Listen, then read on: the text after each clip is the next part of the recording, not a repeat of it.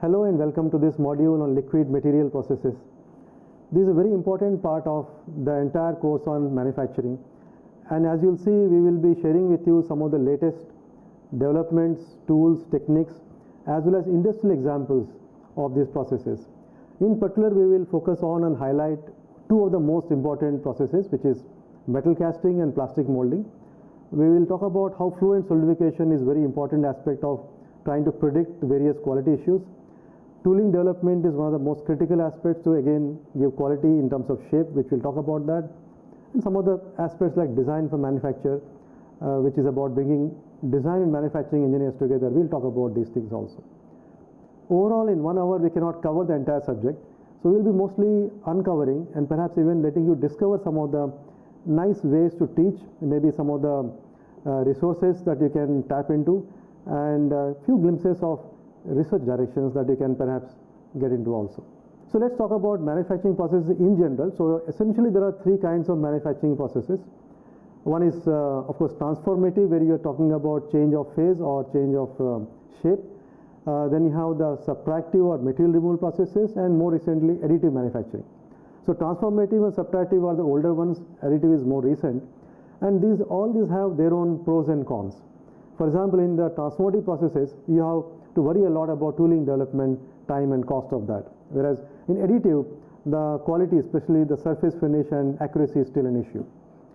Now within transformative, we are talking about processes involving either change of phase or shape. And the most important them within metal processes, including liquid, that is change of phase, is metal casting. Similar to that, when you look at polymers, is plastic molding, but the other processes of plastics also, we'll have a glimpse of that. And if it's in solid phase, it is your forging and forming processes. Again, these have their own pros and cons. For example, casting is very good for varying wall thickness and very intricate shapes, external as well internal. But then you have issues with the tooling development time and quality issues. Plastics need to have fairly uniform wall thickness, that is one limitation. And in case of forging and forming, the shape complexity is even far more limited. Let's talk a little bit about metal casting and see how do we look at it in a different way, and how do you teach it to your students. So if you look at the essentially 5 steps, you basically take a particular metal, you melt it, you pour it into a mold, and mold itself is prepared using some tooling if necessary, and then you remove the metal, and then you remove the casting from the mold. Now if you look at the options of metals or melting methods or pouring methods, or how do you make the mold consumable or permanent, and how do you remove the part from the mold, you can have a varieties of processes. And I just gave you 2 connections. One connection is for sand casting and one connection is for die casting. But you can do more combinations and look at perhaps more ways of making the metal part. India has a lot of foundries, and here are some representative pictures of, this is one Ferrous foundry, in particular Ductile iron foundry based in Maharashtra. Here is one foundry also based in Maharashtra, which is for a large steel castings. And sometimes these castings take several minutes to pour and several days to cool down, solidify and cool down.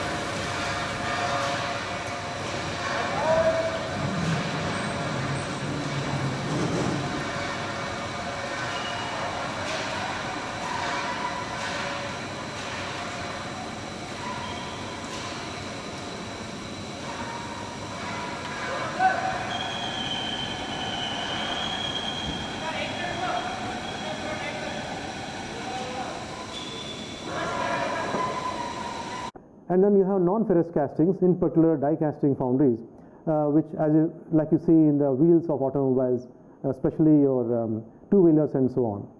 Now these processes can be taught very nicely instead of diagrams. You can create animation tools, and it's very easy to create those tools using SolidWorks and modeling them, and you can show how the metal flows and mold closes and the part is removed and so on.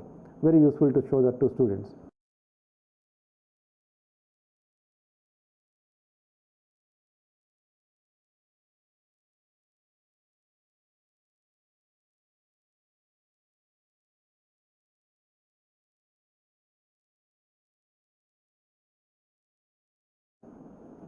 Now, metal casting is a very important industry in India and also countries like China.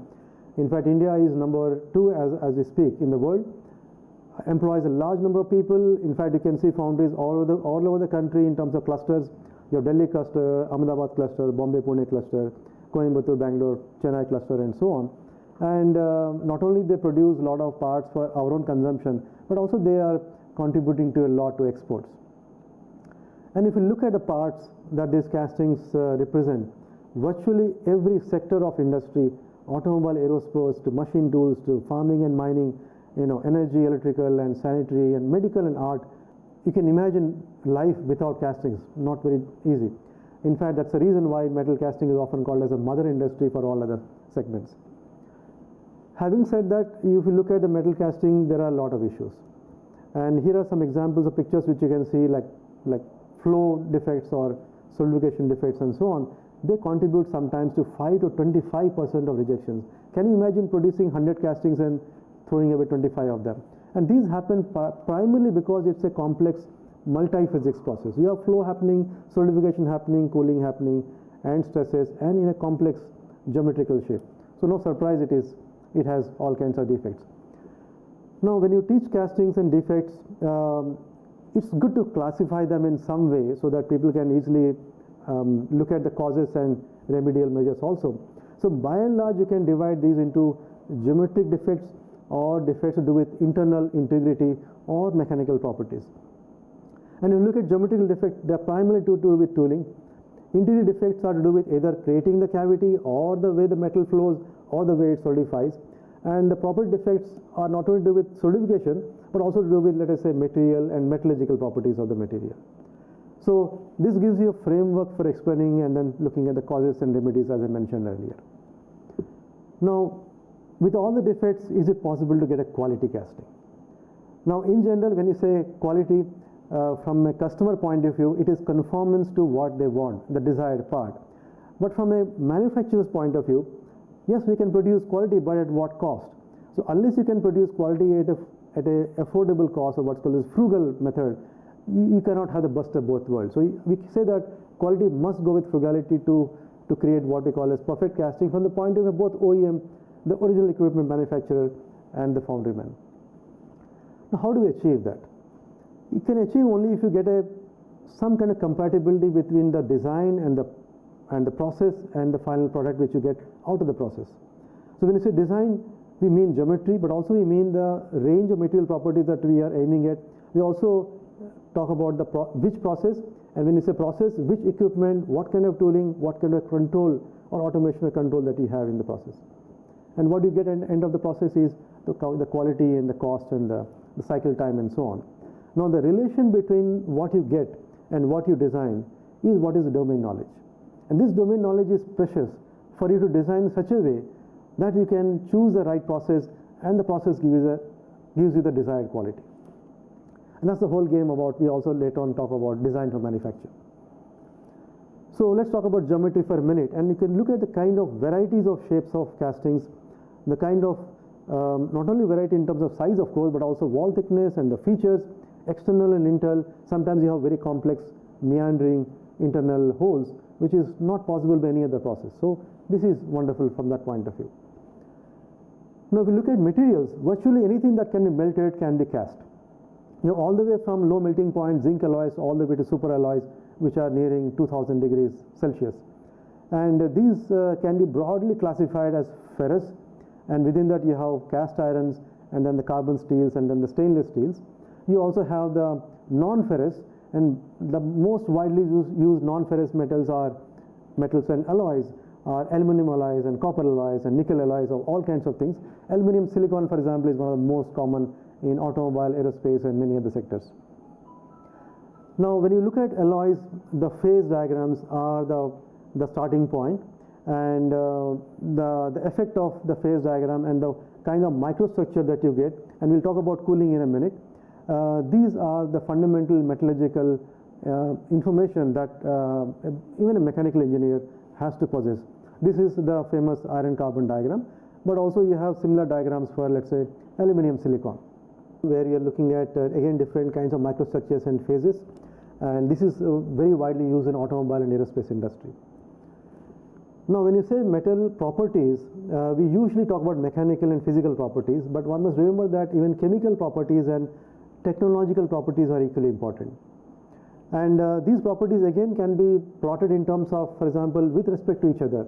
For example, if you plot strength versus density, we get what is called as the strength to weight ratio comparison. And you can look at the range of materials where you can get from low strength to weight to high strength to weight properties, and that gives you these are called Ashby diagrams, and these are very useful for selecting a right material for a given application. Now, the properties are dependent on the microstructure. Microstructure depends on the process parameters, especially cooling rate and strain rate and heat treatment. And it is possible to actually look at the microstructure and predict the microstructure as a function of the cooling curves. For pure metals, it is which cool at a constant temperature. The microstructure primarily consists of fine grains at the periphery, and then you have the columnar grains coming into the middle. But when you have alloys, you have an intermediate phase which gives you what's called as a mushy solidification, which is liquid plus solidification. And there you see typically three kinds of grain structures: the fine grains at the periphery or the boundary where cooling rate is very high, and then you have the columnar grains, which is unidirectional cooling, and then in the middle you have a large size, again equiaxed grains, because you have a lot of cooling rate is slow and then you have a lot of time to cool down. Now, it's possible to look at also the effect of microstructure on properties. There are empirical equations relating the size of the grain for a particular material, of course, and that is where you have the constants coming in, effect of the microstructure on the properties. So here in this diagram you can see that how by looking at the grain size we can predict the possible mechanical properties like yield strength. And it's also possible to predict structure and from different kinds of simulation. Now, tooling is one very important aspect of metal casting. You can talk about different kinds of tooling, and this picture gives you a very nice way of classifying those. If you have die casting, there is just one tooling, which is the die in which you inject the metal and then you get the part out. But if you look at sand casting, you have intermediate tooling. You need a pattern and core boxes to create the sand mold into which you pour the metal. If you have a hole in the part, you need to have a core, which is corresponding solid portion, and core also has to be made into a core box. If you have an investment casting, you have one more level of tooling.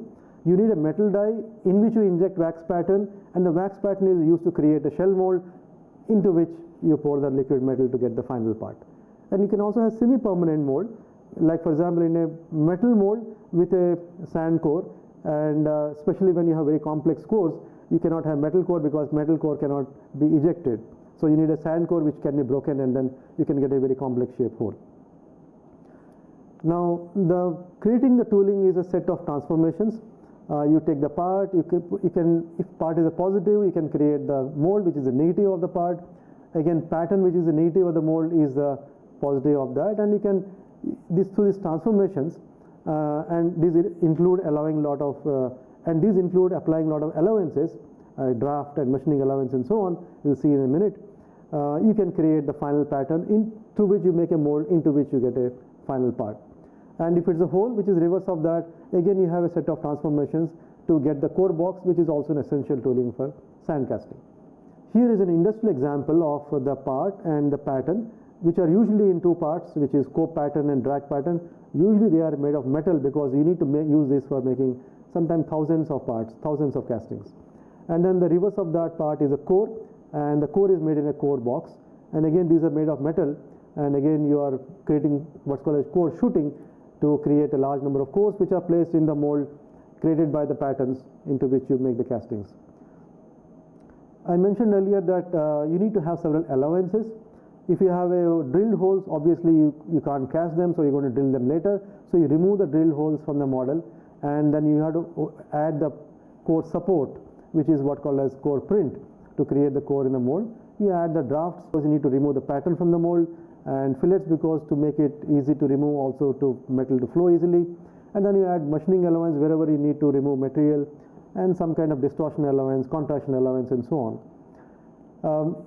Here, for example, is an example of an industrial part again, and you can see that the drilled holes which are on the top and some more holes on the sides are removed or suppressed in a solid model, and then you get the pattern, and you also convert the holes into the positive, which becomes the starting point for the core, and then you add the core print. And a major decision in any tooling is, of course, mold parting, and you can have, for example, at least 3 choices. You can have parting parallel to any of the planes, but you can also have much more complex parting, non-planar parting, and parting between multiple mold elements. So in general, it can be pretty complex decision, and this parting location, for example, affects how much undercut is there. What you see in red here is undercut, and if you don't take care of that by some other core, it won't allow the pattern to be removed from the mold. Or if it's a die casting, the part cannot be removed from the die. So this is a very important decision here.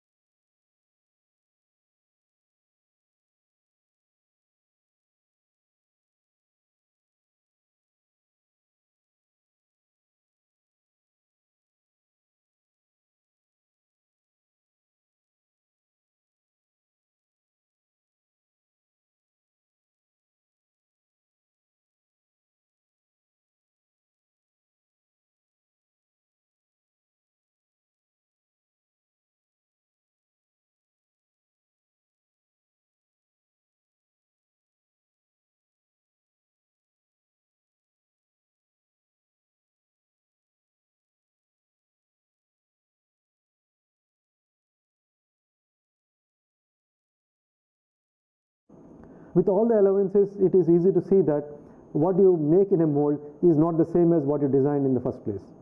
So the red line shows you what was originally designed, and the outer shape shows you what you get out of all the other allowances. And as you see in the real example, industrial example in the picture below, you can see the differences, at least especially in that curved corner. It has been little bit more filled up because of the maybe complex undercut, and that easily increases the weight of the real casting. It is not surprising that sometimes the weight of the real casting is 5 to 10 to 15% more than the design casting, and often it is a source of conflict because castings are usually sold by weight, and so the OEM thinks that foundry is adding weight to earn more money, but foundry says unless we add is more weight, sometimes additional wall thickness or things like that, we cannot make the casting. So it's always jury is out who is more right. Now let us look at other aspects beyond tooling. So core and mold are the two essential parts of the tooling, but there is more to it. You also need a system by which the metal can enter the mold gently, and that is called as gating system, starting from pouring basin, sprue, well, runner extension, and then gate through which metal enters the mold. We also have the feeding system, which is essentially for allowing the metal to solidify in such a way that there are no defects inside the casting. We'll talk about that in a minute. And it includes feeders, it includes things like chills, which increase the heat transfer, or the slitting sleeves, which reduce the heat transfer rate. Now this whole phenomena of metal flow and solidification is pretty complex. If you want to just imagine the metal flow inside mold cavity, you should think about a waterfall, a vortex formation, a splashing, and the streams separating and merging and so on. And not only that, in metal casting you also have air and gas resistance, you also have onset of solidification, you have mixing of metals and all kinds of things, which make it far more difficult to understand, model, and predict what is going to happen. Let's just take a simple example. Do you think the mold filling should be fast or should it be slow? Some people will say yes, it should be fast, because if you don't fill it fast enough, it will solidify early, and then you will have cold shut and misruns, unfilling defects. Should it be slow filling? Again, you may say yes, because if it's fast filling, you have too much turbulence. Slow filling means you have little closer to laminar. It's never laminar, but it is less turbulence, thereby less erosion and less oxidation and so on, which leads to other defects. So can we have best of both worlds? It's actually possible to do that by designing the gating system such a way that you get a high flow rate and yet low velocity. Okay, you make sure your pouring rate is very high, but then you distribute the flow through multiple gates. Okay, and so that the actual flow entry velocity in the metal mold cavity is actually ideally less than 1 meter per second for ferrous and less than 0.5 meter per second for non-ferrous, which has been ascertained through a lot of experimentations. Then what about solidification? Now look at these slides, and then you see that this is one way to teach the students how metal solidifies in a mold cavity. You see a shape with 3 different thicknesses, and obviously anyone can say that the solidification will start first in the thinnest section, and as the thin section solidifies, the intermediate section is still liquid, and when the thin section is solidified and contracting in volume, the metal will flow microscopically from the intermediate section to the thin section. And when the intermediate section is freezing, the metal will flow from the thickest section, which is still liquid there, into intermediate section, which is contracting in volume. But what happens when the last section is freezing? Of course, you will get a shrinkage defect there, and that's quite a large defect. It can be very significantly large in terms of its size and shape and volume. So what do you do to prevent that? You attach a even bigger, but more importantly, later solidifying shape, so that the defect shifts to the feeder, and then you can remove the feeder by cutting it off. So if you put a very big feeder, you are wasting metal and energy. If you put a very small feeder, the feeder may not work and the casting may have defect. So optimizing the feeder is a very big exercise.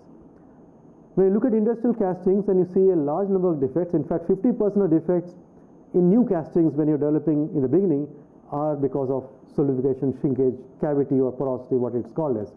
And here you see examples in both ferrous and non-ferrous castings. How do you prevent that? By predicting, in some way modeling and simulating the shrinkage and predicting that where it's going to happen and what size it's going to come up. And if you can remodel the solidification with a properly designed and connected feeder, you can perhaps prevent the solidification defect by this thing. What about mold filling? Now mold filling is sometimes even more complex to model, and here you see one example of industrial casting again, where a blowhole defect is formed because the air being entrapped as the metal is entering and rising in the mold cavity. So if you need to simulate metal casting, you need to model heat transfer, you need to model metal flow, which means also you look at both energy and momentum transport. So you come up with a system of partial differential equations. You come up with a system of ordinary differential equations, discretize them using either finite difference method or finite volume method or finite element method, and then you discretize both the space and time. You can use explicit method or implicit method or even a mixed method, and then convert them into a system of algebraic equations, and then finally solve them using matrix. That's the whole thing all about how do you do simulation solution. Now if you do multi-phase, that is where it's difficult. We call it as rocket science for rocket scientists. It is so difficult to model in terms of, as you say, both multi-physics and multi-scale. You come up with all these equations and look at, and you have unsteady terms, you have advection terms, you have diffusion terms, source terms, and by the time you try to model for all the physics and solve them, it takes quite a bit of computing power to be able to get even anything which is reasonably useful in practice. So if you solve all of them, finally you can get some very valuable information. You can start looking at temperatures as a function of time, the solid fraction during solidification or liquid fraction. You can also get in filling, you can also get fill time and solidification time and cooling rate, and these parameters can give you very nice ways to predict various kinds of defects and even mechanical properties of metal castings. What you need to do this right is get the right properties of the metal as well as the mold. You have to get the geometry right, of course, and geometry as it is going to be produced in the foundry, both part geometry and tooling geometry. Discretize it properly in terms of type of mesh. You can have structured mesh, unstructured mesh, the size of the mesh. You can have uniform size, adaptive size, all kinds of things. And then you also need to have metallurgical models, and finally boundary conditions. Boundary conditions are often the most difficult one because you need the heat transfer coefficients between metal and mold, mold and the air, and between different metals, like say chill to mold or let's say insulation to mold and so on. No one knows these values. So you start with some values, see how the results are, and then maybe you have to fine tune the database to see that the right values eventually give the right results in the new castings also. Not an easy job, but this is one nice way of area of research. This is a nice example of industrial casting where you can see how you can visualize the mold filling into the mold cavity and subsequent solidification and cooling. The temperature scale, the yellow and white tells you it is hot, and as it goes through orange and red and blue, you see how the casting is cooling down. It gives you a very valuable picture of what is happening inside the mold really, which you can't see from outside.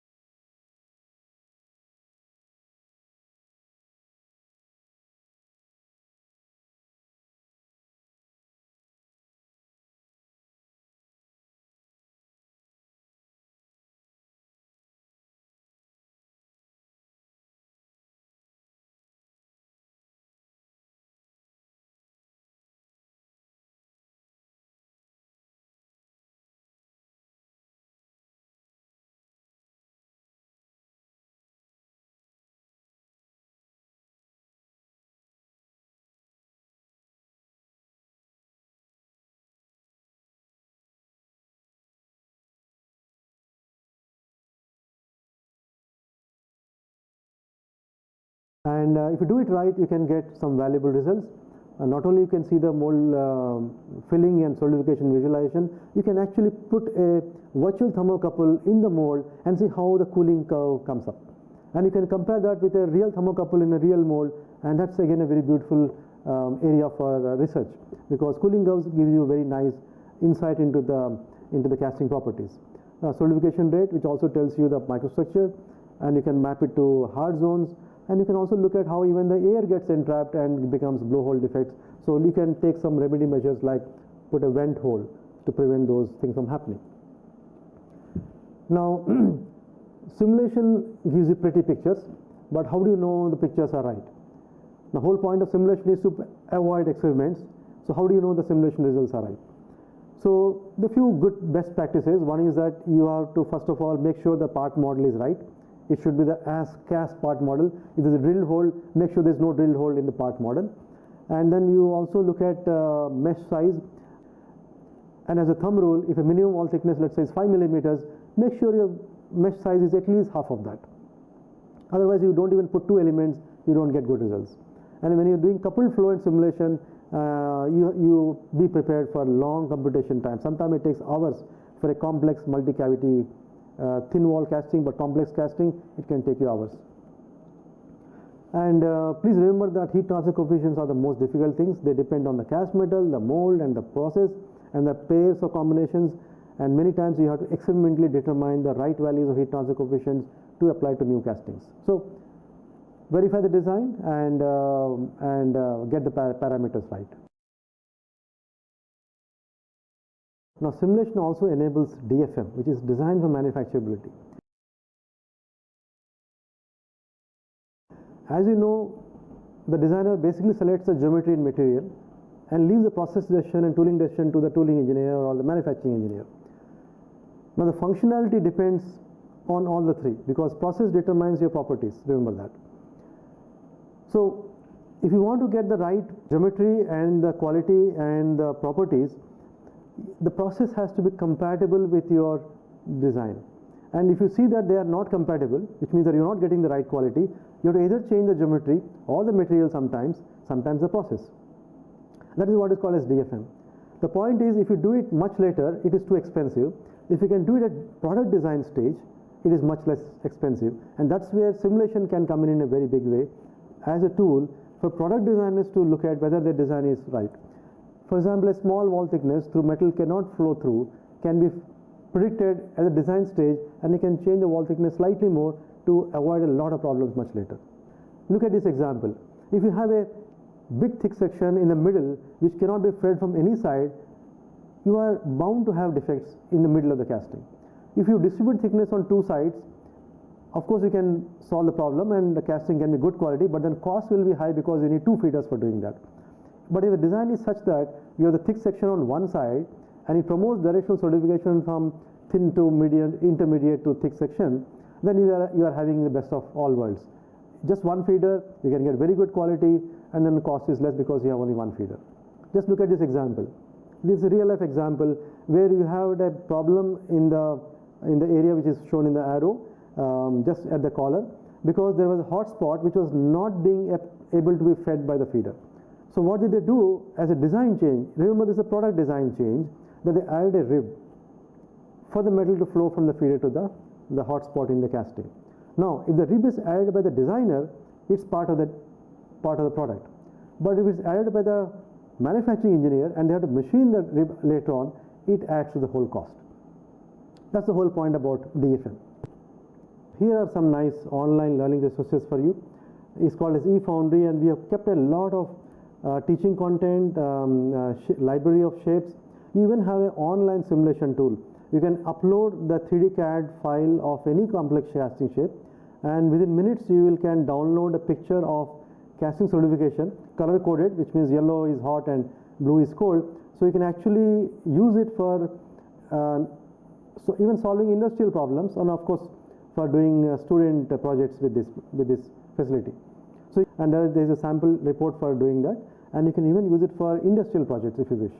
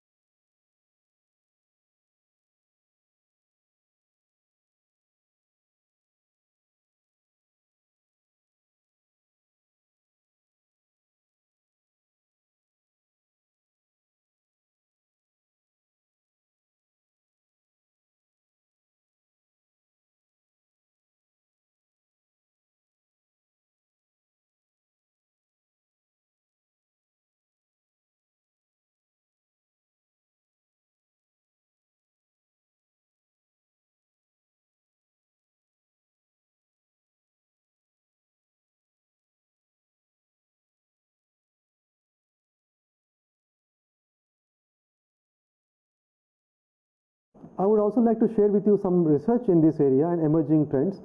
So what you have seen so far is that it's possible to use CAD/CAM simulation methods, part design, tooling design, design of the feeding and gating, which is called as methods design, and you can do simulation. We have talked about that.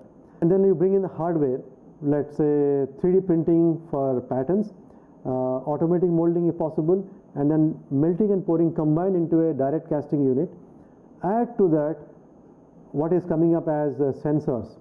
You can put now temperature sensor, pressure sensor, vibration sensors, and so on, streaming data onto the cloud, and this can be used to run analytics to see whether the process is going right. You can visualize the process, you can analyze the process, optimize the process, and eventually control the process. This is a project which has now been taken up by a set of faculty from all over the country. They call it Smart Foundry, and you can see SMART stands for Sustainable Metal Casting by Advanced Research and Technology. So they're bringing in data, big data, analytics, and sensors to add intelligence to metal casting. And they built a prototype tabletop foundry by combining simulation, 3D printing, and this direct casting route. And you can make from a CAD part to a metal part within 8 hours, at a very low cost compared to 3D metal printing, as you know.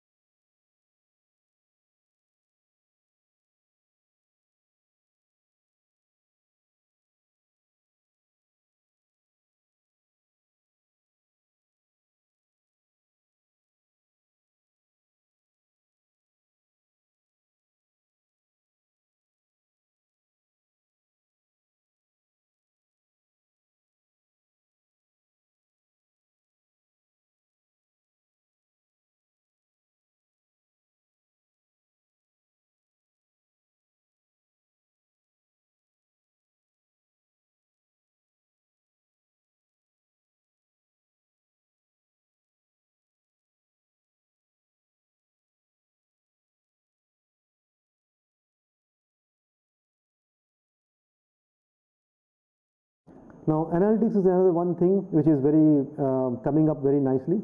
With data analytics, you can do capture the process data and start looking at trends, and you can predict perhaps defects. You can even predict material properties, casting properties, and so on. Now let us talk about one more liquid material processes, which is plastic injection molding. Equally important, equally widely used, and if you see the kind of range of plastics, and you know by and large they are either thermoplastics or thermosets, and like metal casting, you also talk about the process, the equipment, the part design features, and how designs affect the tooling design, how tooling design and process affects the part quality. The whole thing can be taught in a similar manner. And when you say liquid metal processes, welding also comes to mind. And within welding, as you know, there are fusion welding, which is a liquid metal process, but you also have semi-liquid and solid state welding. We will not talk about that. Within fusion welding, which is liquid state welding, you have electrical, chemical, laser, E-beam, and so on. And within that, the most widely used is electric arc welding and resistance welding. And within electric arc welding, you have, of course, shielded metal arc and gas metal arc and gas tungsten arc and your submerged arc welding and so on. Like in metal casting, you have defects of all kinds, undercuts and slags and inclusions and shrinkage and cracks and so on. And again, like in metal casting, the equivalent of part design is your joint design here. The kind of materials used for the part metal as well as the welded material, the equipment automation, and the inspection processes and quality. These are by and large the topics that one needs to cover in welding, and with of course an eye on what is prevalent in the industry and what is most widely used in industry and so on. But automation and simulation are of course coming up in big way in welding also. Hi, this is Professor Sushil Mishra from IIT Bombay. I am going to cover a topic of welding.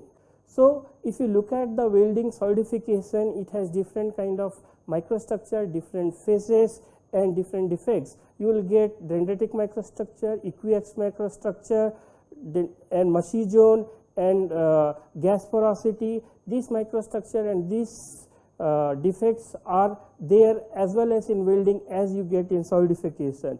To capture all these microstructure as well as defects, we can do multi-scale and multi-length modeling like interface kinetic, dislocation structure, microstructure formation, weld pull heat transfer. All these simulation we can do in different time scale as well as in different length scale, and we can predict the microstructure of the weld pool. Microstructure means the distribution of grain size and its orientation, and you will get different kinds of orientation and microstructure can be predicted using cellular automata modeling, phase space modeling, and the crystal plasticity. All these microstructure as well as welding process can be simulated and predicted before the welding is applied in application. So in totality, welding has to look at as a mini casting and understand from basic process to the total process modeling. Thank you. So let me summarize. Liquid material processes are important. There are a large number of them. We just talked about casting and molding and welding, but within casting there are dozens of casting processes, molding similarly, welding similarly. So wide range of materials, shapes, applications, and order quantity. You can make one casting, you can make hundreds of them, thousands of them. And all these processes have significant quality issues as well. PPM level quality is still way off, and these arise partly because of the geometry complexity, and we mentioned different types of defects to do with shape, internal and properties. And the quality issues are primarily because of it is multi-physics. You have solidification and mold filling and cooling all happening at the same time.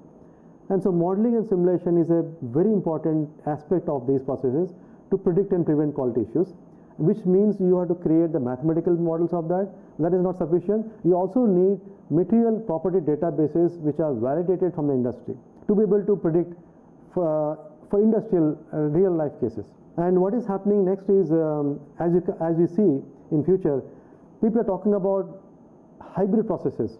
You combine casting and injection molding, you have metal injection molding. You combine casting and additive manufacturing, what you saw earlier, or welding and additive manufacturing, you can do metal deposition and so on and so forth.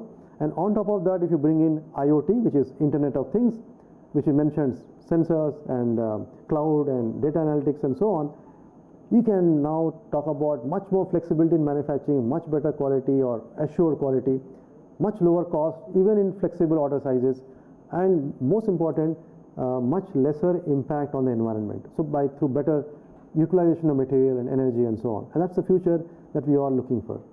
Thank you so much.